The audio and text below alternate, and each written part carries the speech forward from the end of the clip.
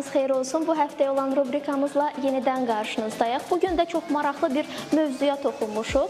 İnsanın zövqünü, üslubunu göstərən elə ən kiçik detallar da məhz aksesuarlardır. Çanta, papaq, zinət əşyaları da təkcə görünüşümüzü deyil, həm də geyimlərimizi tamamlayır. Bu əslində dəbə deyil, həm də etiket qaydalarına söykənir və biz də bugün bu haqda danışacağıq. Əslində aksesuarların dili nədir və biz onları necə düzgün istifadə edə bilərik? Bu haqda bizə məlumat verəcək etiket qaydaları üzrə mütəxəssis xanım Zeynalova.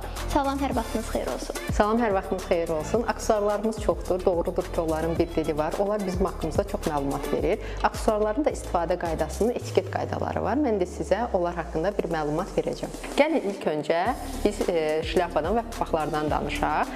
Bəylərdə və xanımlarda fərqlidir. Bir xanım üçün şlyapa, papaq onun obrazının bir hissəsidir və etiket qaydalarına görə bir xanım bir məkana girən zaman şlyapada, papaqda əyləşə bilər.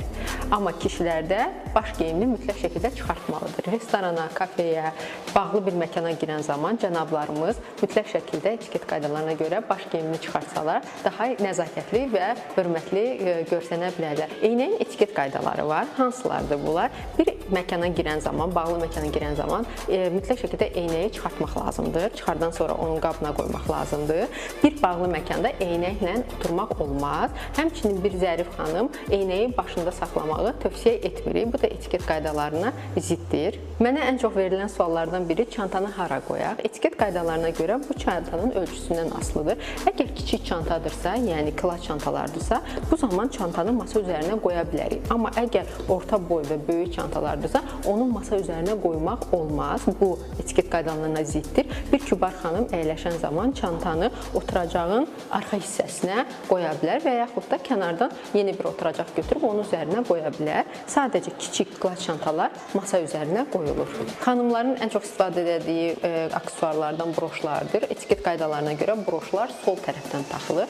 Ordenlər, mükafatlar da həmçinin sol tərəfdən taxılır. Kişilərin ən çox istifadə etdiyi aksesuarlardan biri saatlardır. Sizə saatın etiket qaydasından danışım ki, düşünürlər ki, etiket qaydalarına görə saat sol əldə taxılır. Bu ənənədir, etiket qaydası deyil. Saat hansı əldə daha rahatsa, o əldə də taxıla bilər. Cənablarımıza iş mühitində daha klassik saatları seçməyi tövsiyə edərdim.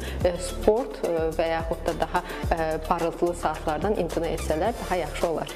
Əsl zəriflik bahalı aksesuarlarda deyil, onları necə düzgün və uyğun yerdə istifadə etməyimizdə gizlidir. Bugün də mövzumuz aksesuarların dili haqqındaydı. Bu haqda bizə ətraflı məlumatları bölüşdüyü üçün etiket qaydaları üzrə mütəxəssis xanım Zeynalovaya təşəkkürümü bildirirəm. Çalışacağıq ki, növbəti efirlərimizdə də bir-birindən maraqlı və fərqli, hər kəsin bilmədiyi etiket qaydalarından danışaq. Növbəti efirlərimizdə görüşmək ümidi ilə sağ olun, salamat qalın. Aynur Hökmürovan, təşəkkür edirik maraqlı süjetiniz üçün və düşünürəm ki, hər bir xanım ümumiyyətlə aksesuarları çox sevir.